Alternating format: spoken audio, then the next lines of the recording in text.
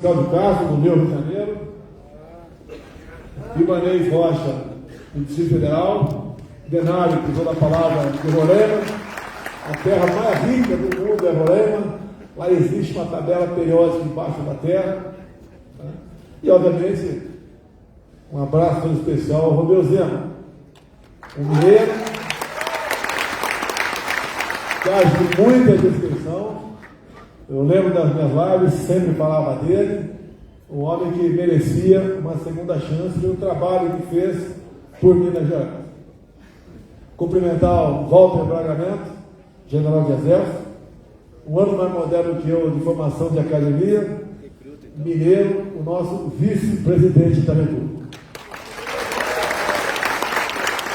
Distinção e uma tremenda bagagem ao longo de sua vida o credibiliza para esse cargo. Tenho certeza que todos nós ganhamos com isso.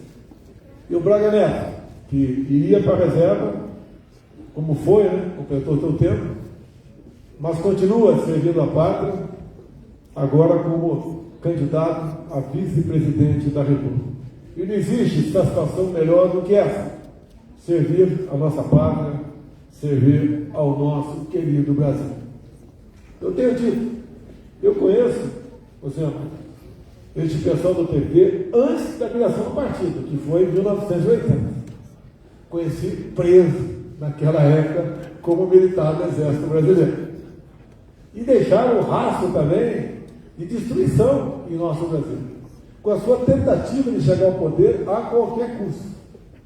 O tempo passa, criaram um partido, tiveram a sua oportunidade e fizeram exatamente o contrário do que prometiam.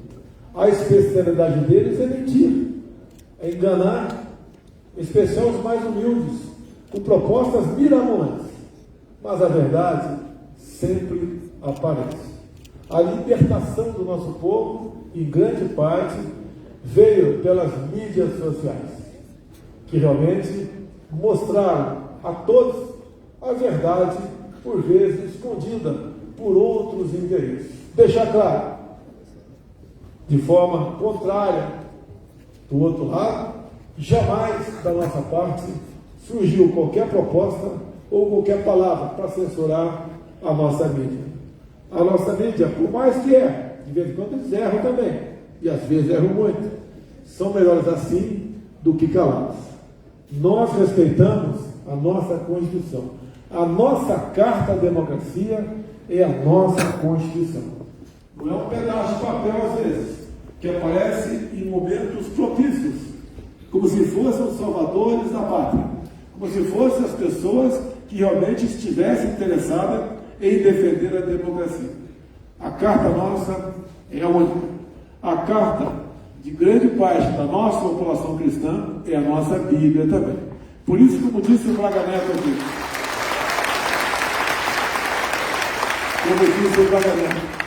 a nossa família é sagrada. Um país com famílias estruturadas é um país que está no rumo da ordem e do progresso. E nós sabemos o quanto a esquerda fez de mal à nossa família. Basta ver o decreto presidencial de 2009, conhecido como PNDH3, Plano Nacional de Direitos Humanos, terceira versão.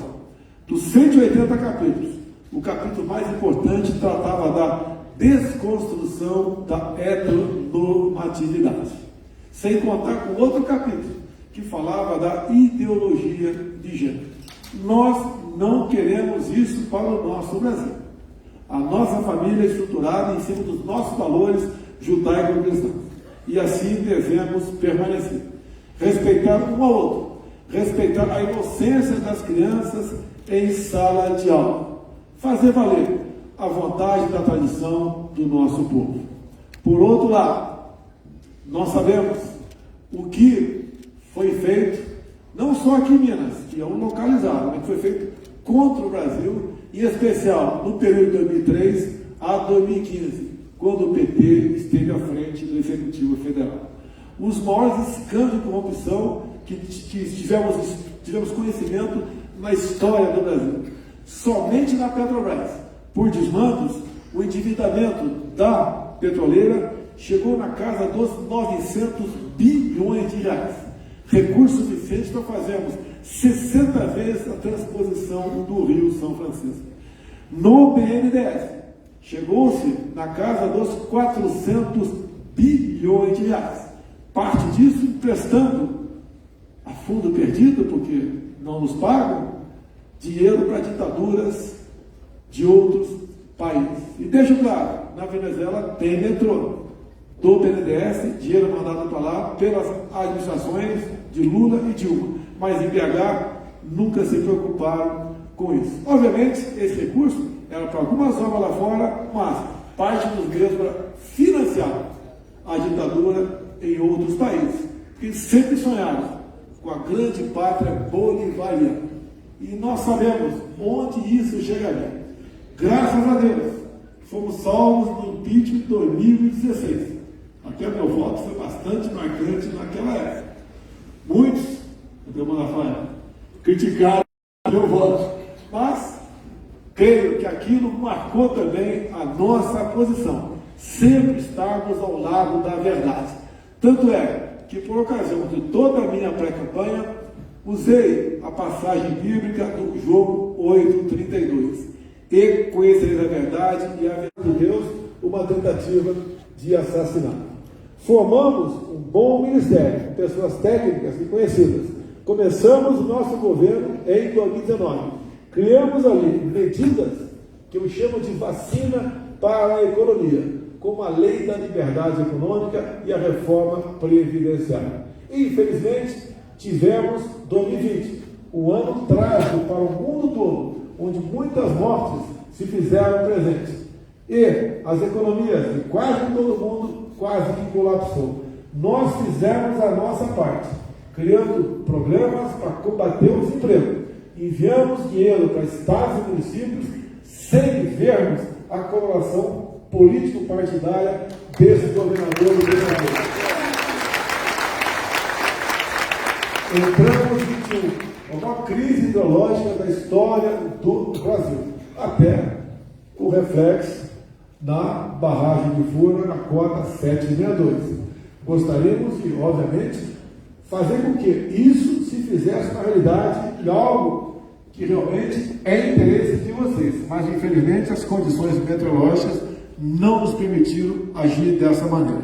Entramos 21, tivemos uma guerra lá fora, tivemos a coragem de reunir o Ministério e irmos para a Rússia em fevereiro do corrente ano, quando o mundo todo reclamava de que nós não deveríamos participar desse encontro. Fomos, porque sabíamos que a vinda de fertilizantes para o Brasil se faria necessária, porque estaríamos então, se não fizéssemos esse contato, se o fluxo fertilizante fosse interrompido, estaríamos colocando em risco a nossa segurança alimentar, bem como de mais de 1 bilhão de pessoas ao redor do mundo que vivem no nosso agronegócio.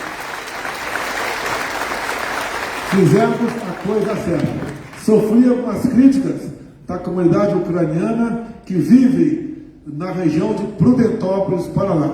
Fomos no mês passado a essa região, conversamos com os nossos irmãos ucranianos e descendentes que moram no Brasil. Fomos muito bem recebidos, entendendo a situação do Brasil e lamentamos juntos a guerra que ainda perdura lá fora. Torcemos pelo seu final.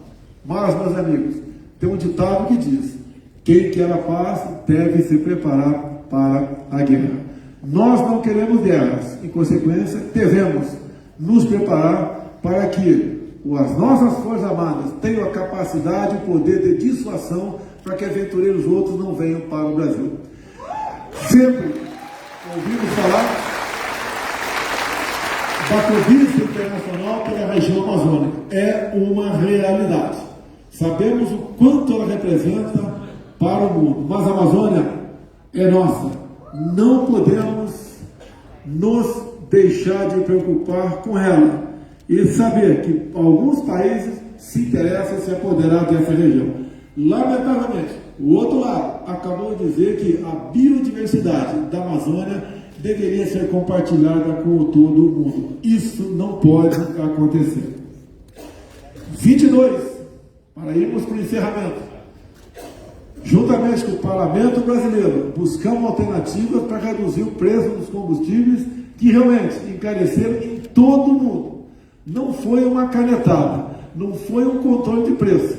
E conseguimos, junto com o Parlamento, quase por unanimidade, aprovarmos redução de impostos estaduais e zerarmos impostos federais, fazendo com que a gasolina, hoje, como média no Brasil, estivesse próximo da casa dos R$ 4,50.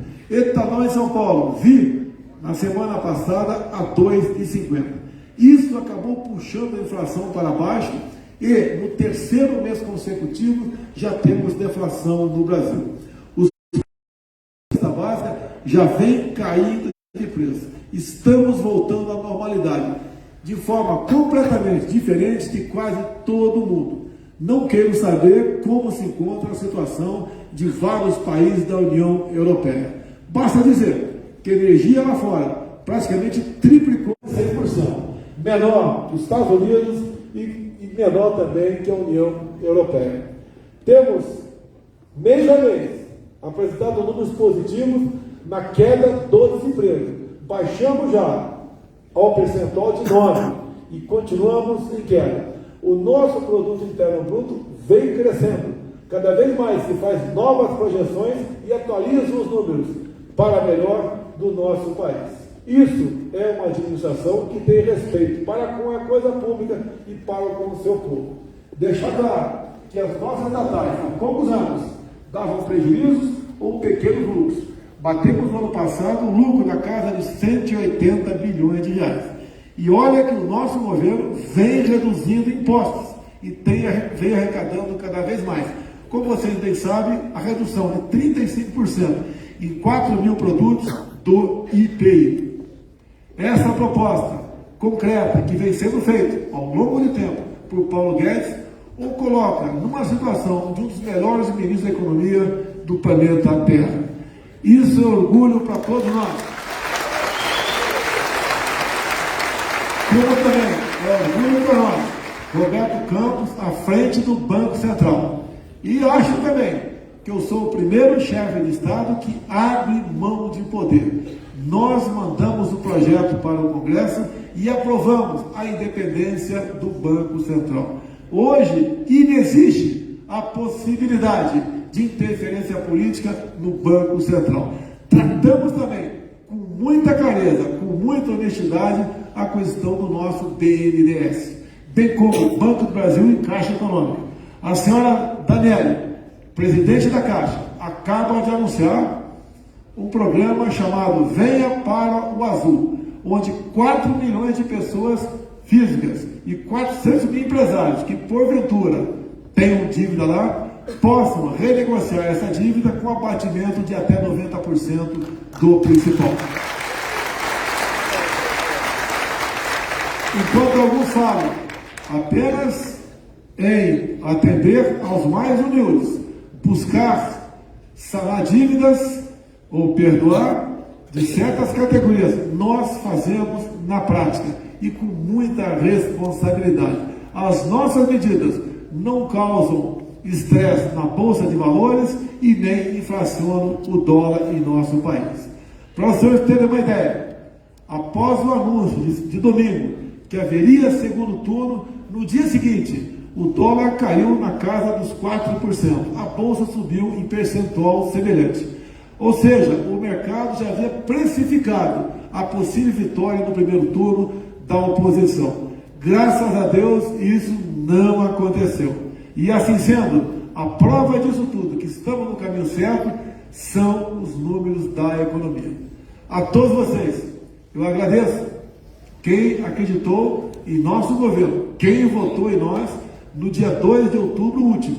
E peço mais, para que nós possamos continuar fazendo o que fizemos até o momento, um esforço muito especial de cada um.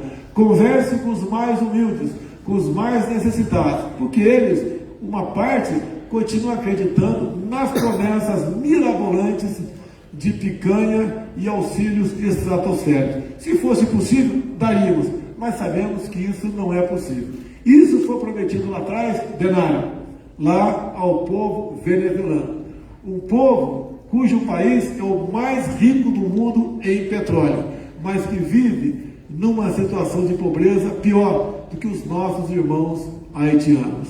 Não nos deixemos enganar. Em todos os países que fizeram opção pela esquerda, como a Colômbia, a Argentina, Chile, lá atrás a Nicarágua, nós sabemos para onde foi a economia, para onde foram os valores dos povos desse país e a situação terrível de miserabilidade que esse povo se encontra ou marcha nesse sentido. Peço a Deus que ilumine a cada um dos 200 e poucos milhões de habitantes, uma parte considerável que irá às urnas para que façam as suas decisões de acordo com a razão e não emoção ou coração. Dessa decisão, o futuro da nossa pátria. Vocês não sabem o orgulho que eu tenho ao viajar para qualquer lugar do Brasil e encontrar pela frente um mar de cores verde e amarelo. É o patriotismo, é o sentimento da nossa pátria. É o tremular da nossa bandeira, que simboliza a nossa união, bem como a nossa riqueza. Muito obrigado a todos vocês. Que Deus nos abençoe. Mais uma vez, muito obrigado e até a vitória. Deus, pátria, família e liberdade.